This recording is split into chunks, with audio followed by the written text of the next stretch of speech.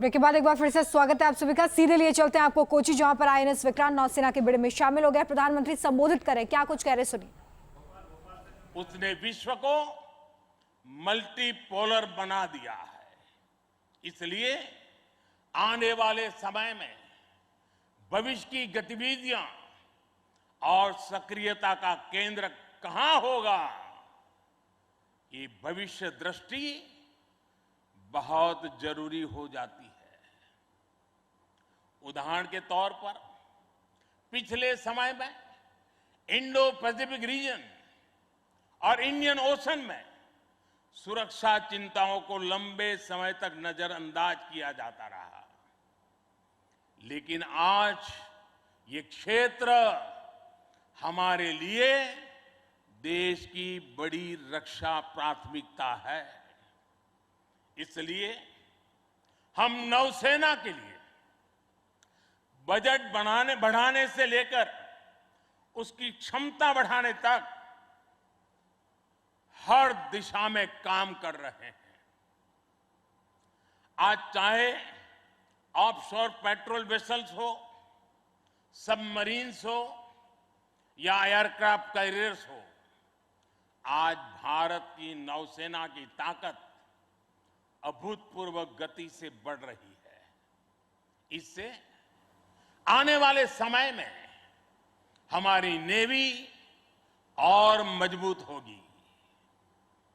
ज्यादा सुरक्षित सी लेन्स, बेहतर मॉनिटरिंग और बेहतर प्रोटेक्शन से हमारा एक्सपोर्ट, मैरीटाइम ट्रेड और मैरीटाइम प्रोडक्शन भी बढ़ेगा।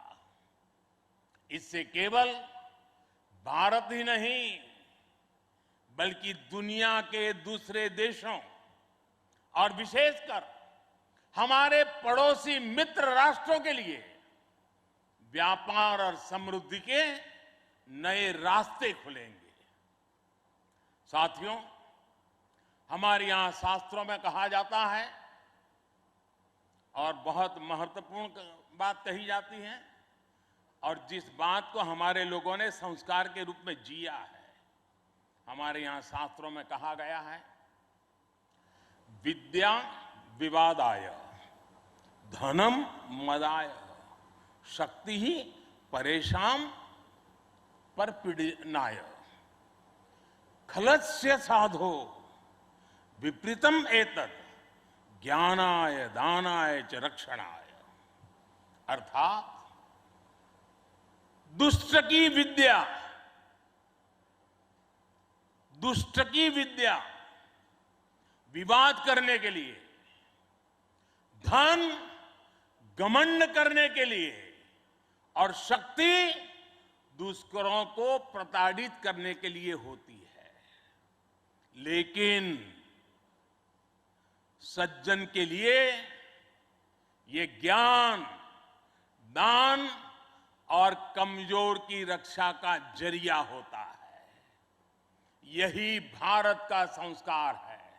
इसलिए विश्व को सशक्त भारत की ज्यादा जरूरत है। मैंने एक बार पढ़ा था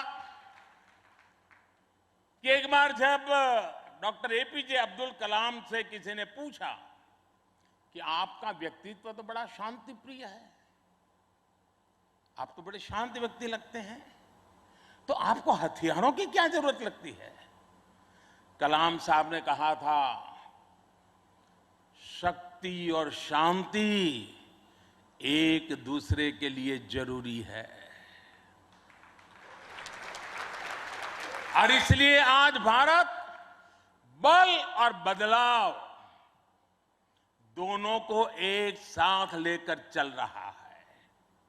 मुझे विश्वास है, सशक्त भारत शांत और सुरक्षित विश्व का मार्ग प्रशस्त करेगा। इसी भाव के साथ हमारे बहादुर जवानों को, वीर सेनानियों को आदरपूर्वक उनका गर्व करते हुए आज के इस महत्वपूर्ण अवसर को उनकी वीरता को समर्पित करते हुए आप सबका मैं हृदय से बहुत बहुत धन्यवाद करता हूं।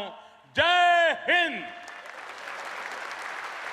देवियों और सज्जनों, भारत के प्रधानमंत्री श्री नरेंद्र मोदी की भव्य उपस्थिति में एक बुलंद आवाज में मेरे साथ 3 जय पुकारेंगे। आईएनएस विक्रांत की, भारतीय नौसेना की, भारत माता की।